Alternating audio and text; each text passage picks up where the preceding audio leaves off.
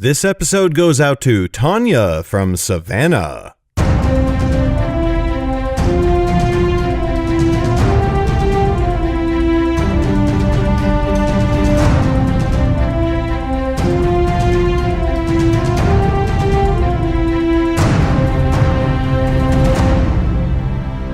Hi there, Megan Robinson here. Welcome to the 16th episode of the Nightblade Epic Podcast. Exciting news! We have yet another audiobook out on iTunes. Bloodlust, the first book in the Tales of the Wanderer series, released this week. Bloodlust is the story of Mag, the greatest warrior in the Nine Lands. The story is told by her best friend, Albern, of the family Telfer. It's a revenge story, as the two of them set out on a quest to avenge, well, you'll find out pretty fast in the first book. Check out Bloodlust on iTunes and audiobook stores everywhere. It comes out on Audible in a matter of days. Okay, now it's time for today's episode. Today you're getting chapter 25 of Nightblade, as Lauren, Jem, and Annis return to the wizard Zane. Enjoy!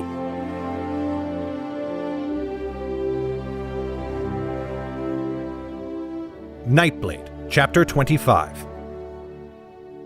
Lauren coiled the blanket and sheets upon the floor.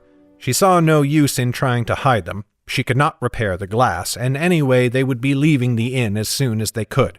She led her companions to the hallway and found the door to Zane's room. 3 quick raps she gave at the door, and there came the scuffle of boots inside. "Who is it?" "Not the constables, certainly," whispered Lauren.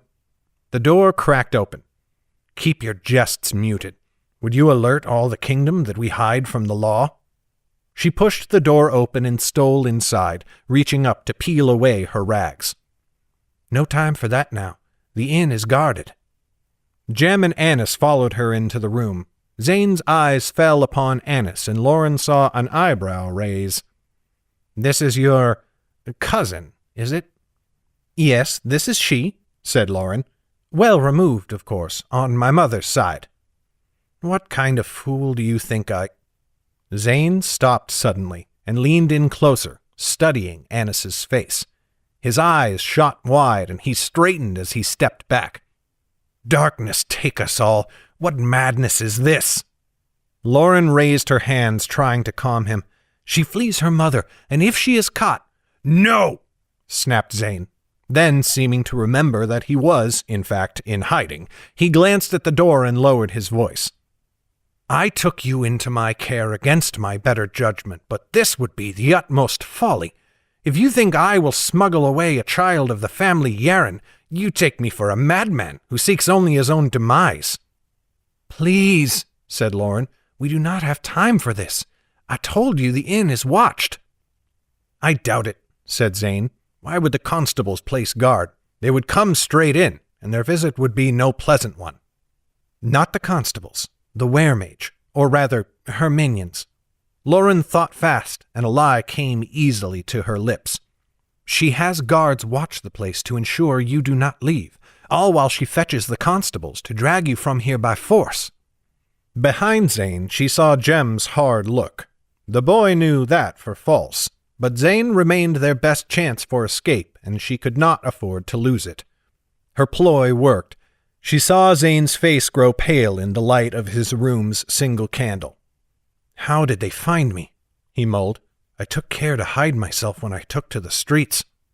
"Auntie has eyes in all places," said Jem, stepping in to support Lauren's story. "An agent of hers must have seen you." "And we must leave, quickly, before they can do aught about it," said Lauren. "But how, if the doors are guarded?" Zane's eyes grew shifty. "There is a way. The reason I chose this inn. Come, follow me." He gave Annis one last despairing look, sighed, and shook his head. After Lauren collected her cloak from beneath the bed, Zane led them down the staircase. This time they did not draw so much as a passing glance from any in the common room. Lauren studied the patrons carefully as she passed. One of these, she knew, had betrayed them to Auntie. She would have given much to know which one. But no eyes met hers, and she abandoned the search as Zane led them into another of the inn's back rooms.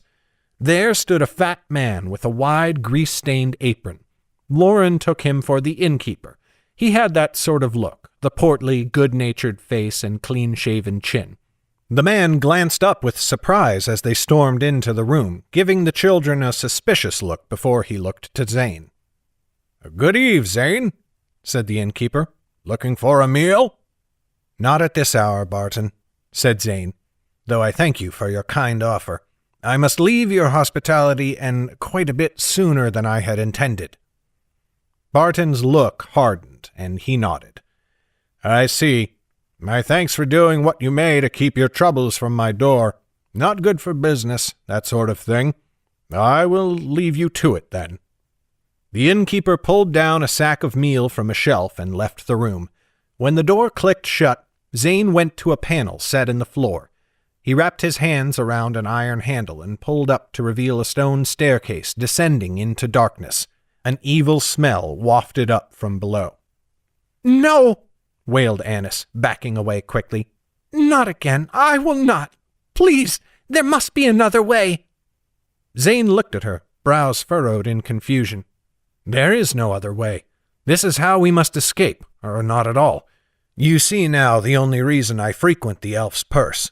It is not for Barton's ale, though bless him for that all the same.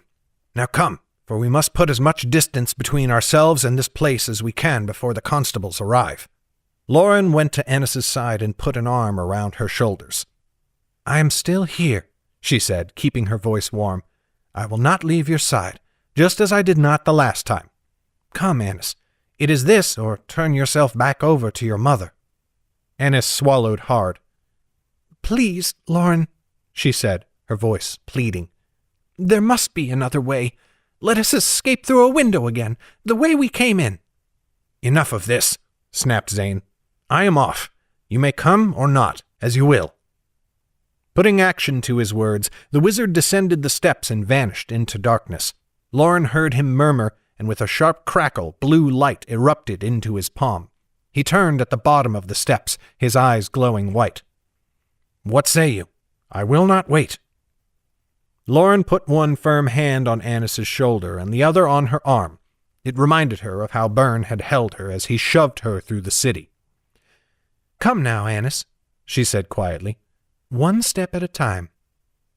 Annis placed one foot on the top stair, then another, and another. Foot by foot she descended into the sewer beside Lauren. Once their heads were both below the floor, Jem stole in after them, waiting only a moment's time to draw the trapdoor shut behind them. Soon they had collected around Zane, who still stood bathed in his own blue mage-fire. "Very well," said Zane. "I have another hiding place prepared. Follow quickly and quietly." "Yes, and keep a careful eye," said Jem. "Auntie's children are no strangers down here." The wizard nodded and set off, the others trailing in his wake. Lauren kept a careful eye on Annis, who mostly kept her own eyes closed. The girl breathed heavily, though not with the same panic that had nearly crippled her earlier. Zane paused at the first bend in the passageway and turned back to them. "The tunnel twists and turns most intricately.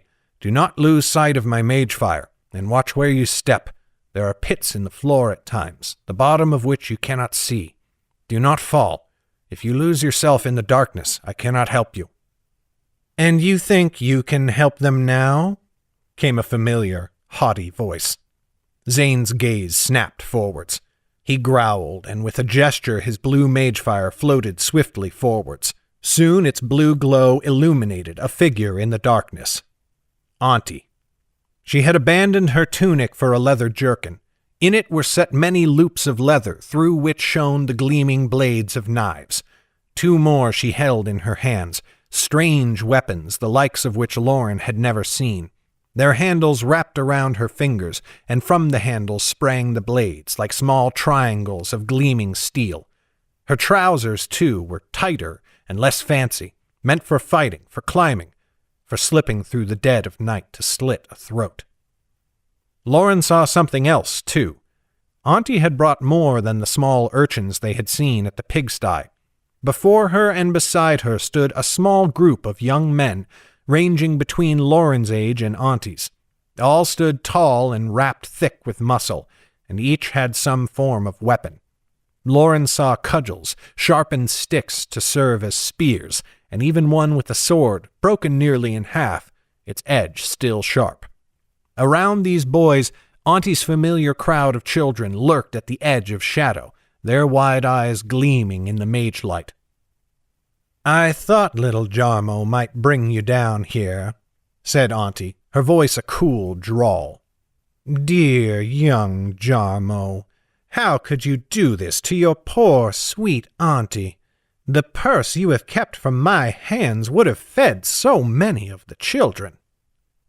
Jem quaked beside Lauren and did not reply.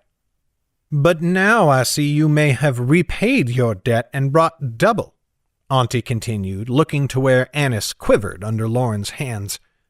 "That is the merchant's daughter, unless I miss my guess. We will be well paid for her return, I think. And if not, well, there are so many places in this city for little girls to disappear." Annis wailed. Lauren squared her shoulders.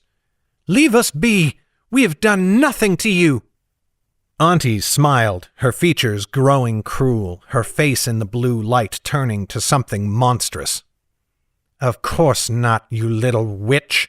But I do this not for you, and certainly not for the farce they call the king's justice.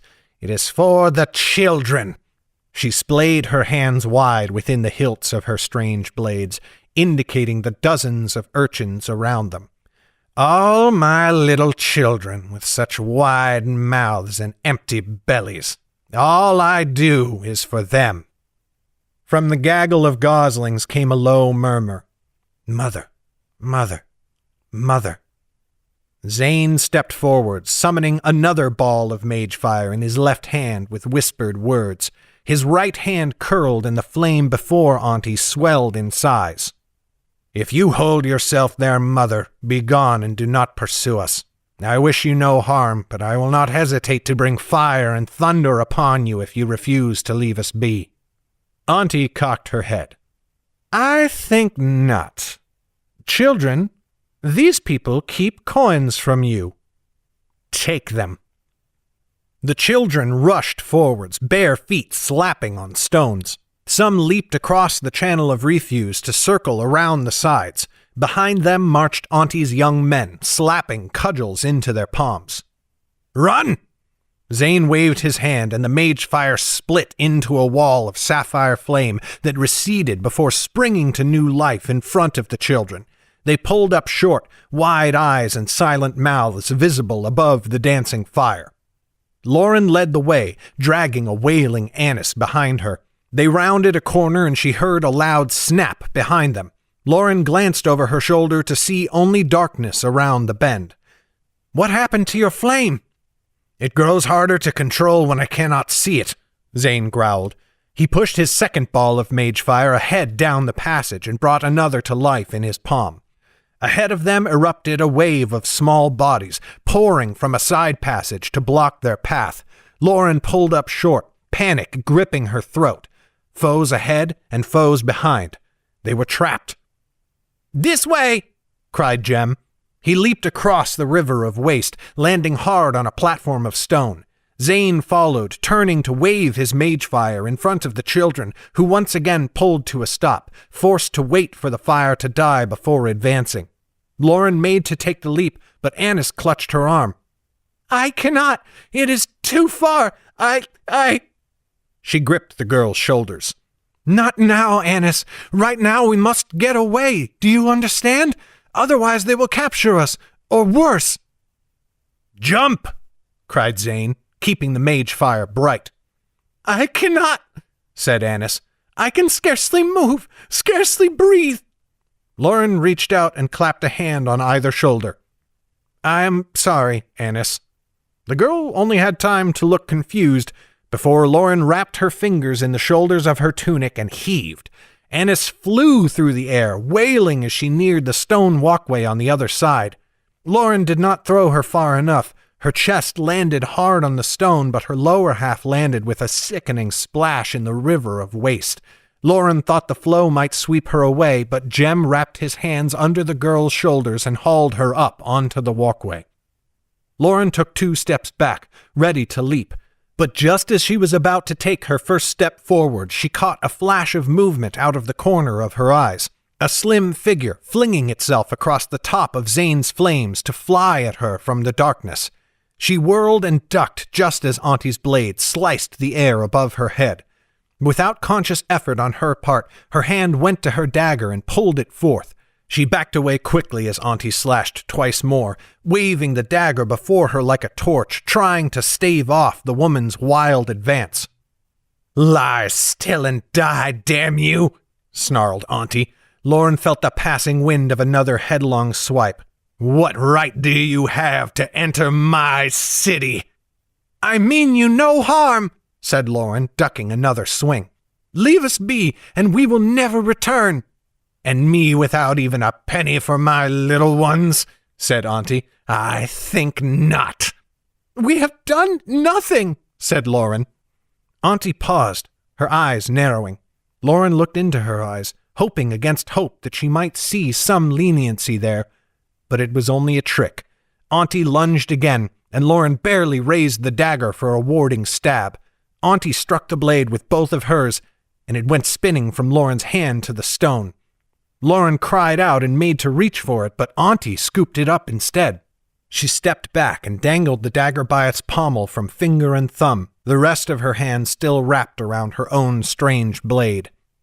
"Oh, this is a fine piece," said Auntie, taunting. "A pretty penny I would wager it cost you, unless you stole it. But no one who owns such a nice blade would let a wench like you place their grubby fingers upon it." "Give it back!" cried Lauren. "Come," said Zane across the way. His concentration wavered as he said it, and the flames flickered. The children pushed forwards, but Zane recovered and pushed the wall towards them again. "You want your little carving knife? Come and claim it, if you dare." Lauren tensed, watching the movement of Auntie's fingers. Mayhap, if she could only move fast enough, she could dart in and snatch it from Auntie's grasp before the woman could react. Lauren could move quickly. She knew she could. Auntie saw the look in her eye. "Oh, come then. What good is the chase if—" A stream of foul brown corruption erupted from the river of waste to engulf her. Auntie flew back along the stone walkway, followed by the torrent of refuse. Lauren's eyes flew across the channel.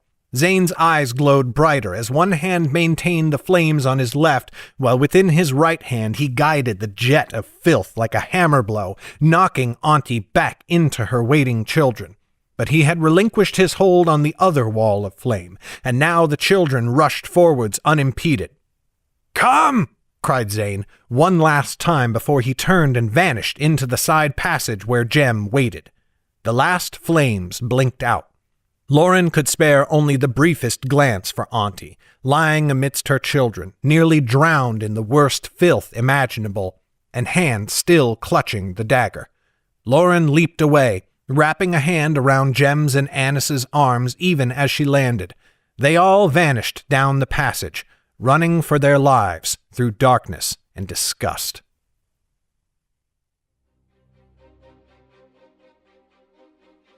This has been a production of Legacy Books, written and narrated by Garrett Robinson. The music in this podcast was created by Will Musser. Check out his incredible work at willmusser.com. That's WILLMUSSER.com. Today's letter is C. Thank you for listening. Bye-bye.